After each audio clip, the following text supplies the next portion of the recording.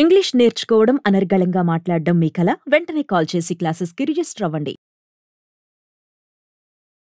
Hello Andy, I'm Anita and I'm here with you all to tell you all one basic concept.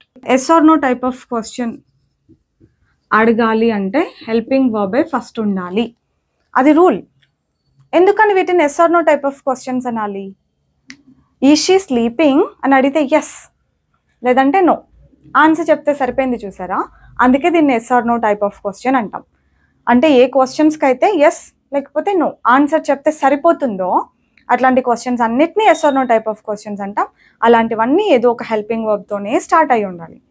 మరి ఈ type of questions కాకుండా ఇంకా కూడా ఉంటాయా అంటే ఉంటాయిగా. ఓపెన్ ఎండెడ్,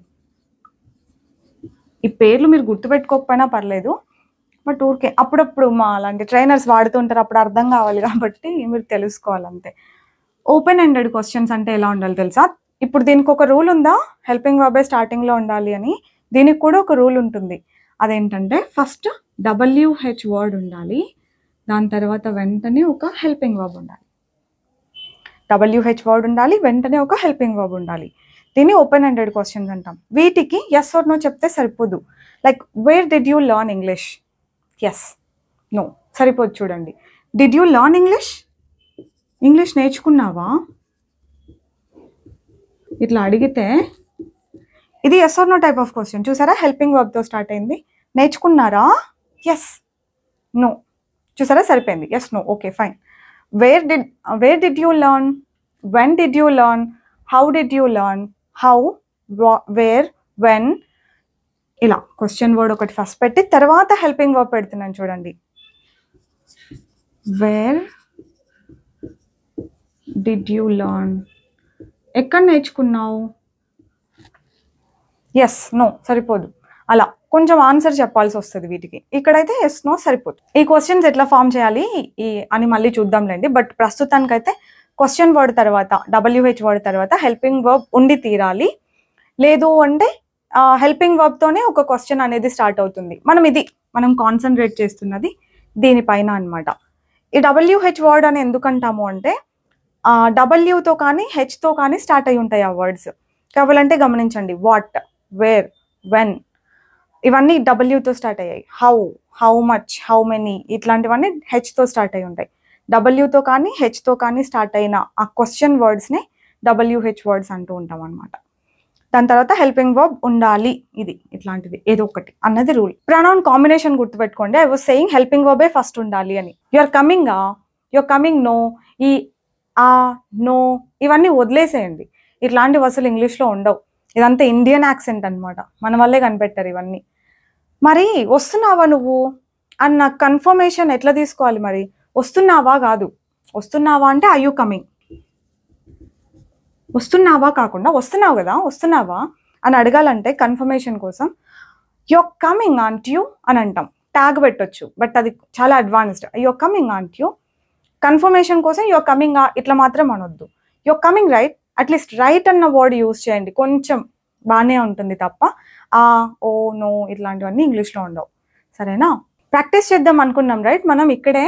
సరే, ట్రై చేద్దాం. నేను తెలుగులో చెప్తాను, మీరు అది ఇంగ్లీష్లో కరెక్ట్ హెల్పింగ్ వర్బ్ పెట్టి గెస్ చేయండి. మీకు కాంబినేషన్స్ కూడా తెలుసు. ఓకే, అతను ల్యాప్టాప్లో వర్క్ చేసుకుంటున్నాడా అని అడగాలి. వర్క్ చేసుకుంటున్నాడా ఎలా అడుగుతారు?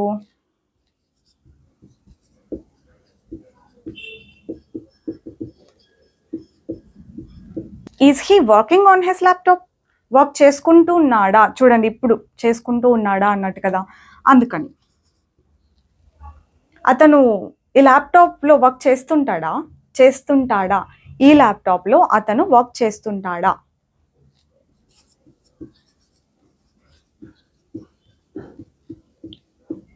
Does he work?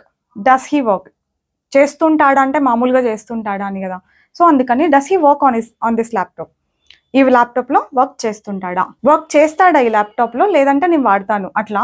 వర్క్ చేస్తాడా అతని ల్యాప్టాప్లో? చేస్తాడా అని అడగాలి. అప్పుడు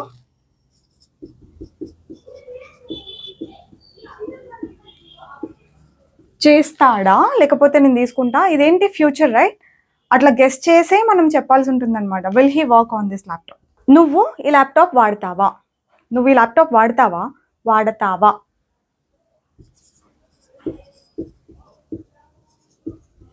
సి వాడతావా.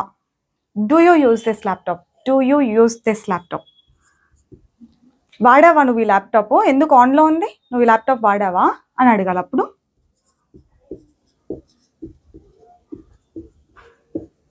వాడావా అనాలంటే did you use this laptop, వాడావా. పాస్ట్ కదా, డిడ్ యూ యూజ్. వాడుతూ ఉన్నావా, ల్యాప్టాప్ వాడుతున్నావా నువ్వు ఇప్పుడు.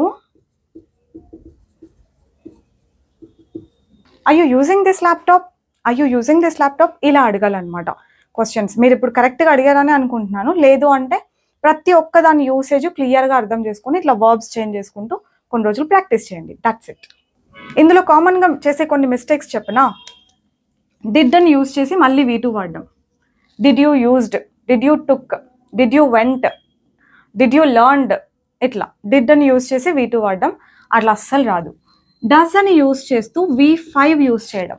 Does she comes, does she works, does she learns, does she exercises, ఇట్లా. ఎందుకంటే డస్కి ఎస్ ఫామ్ రావాలి, షీకి హీకి ఎస్ ఫామ్ రావాలి అని నేర్చుకున్నారంట. నేర్చుకున్నారు కరెక్టే, కానీ డస్ వచ్చినప్పుడు రాకూడదు. ఓకే, ఇది ఒక కామన్ మిస్టేక్.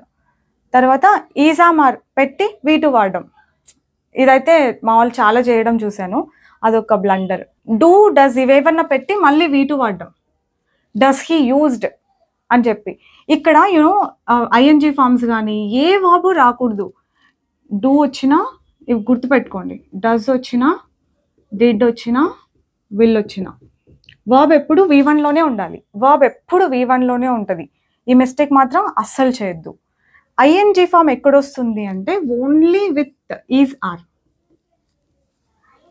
ఈజ్ ఆర్ ఇవి యూజ్ చేసినప్పుడు మాత్రమే ఐఎన్జీ ఫామ్ వస్తుంది తప్ప ఇంకా మిగతా ఏవి యూజ్ చేసినా వర్బ్ అస్సలు చేంజ్ అవ్వదు. ఈ పాయింట్ బాగా బ్రెయిన్లో ఫిక్స్ చేసుకొని క్వశ్చన్స్ ఫామ్ చేయండి.